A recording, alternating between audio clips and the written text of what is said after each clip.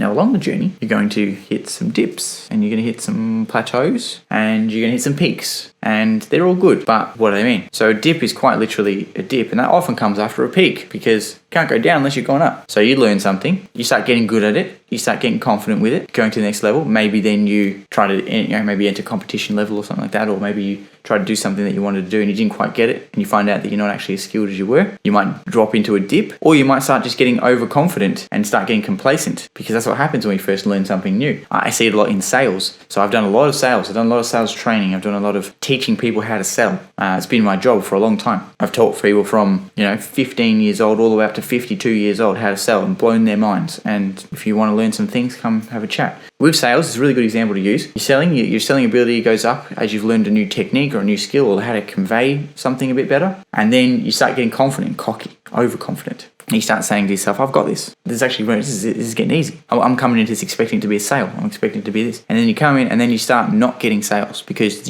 when you're climbing up the peak of the skill, which is good, like you want to be climbing up the peak, you're getting better and better and better, and your confidence is growing, and then you're becoming, actually sort of mid-peak is like the best place to be, because that's when you're like, this is really working and I'm excited about it, but I'm still cautious of my actions and what I'm saying, what I'm doing. And when you get to the peak, the reason it's the peak is because you're about to dip. And that's when you start getting overconfident and saying, I've got this and it's going to be easy and no problems. And then you stop looking for where you could be doing better or being conscious of your actions. You start making mistakes. You start leading into it as if it's going to be the outcome you're looking for without doing the work for the outcome. And in sales, for instance, people start assuming it's going to be a sale, and you can never assume it's going to be a sale. Now, you come in with a mindset that you're going to be making sales and have that for you, but then to make a sale and assume a sale, you come across as pushy or arrogant or whatever, and you lose the sale. And then that happens over and over a couple of times, and then you drop because you're like, what's going on? I don't understand. So you're coming up to the peak, and then you get cocky, and then boosh, and you drop down, and then it's time to recoup.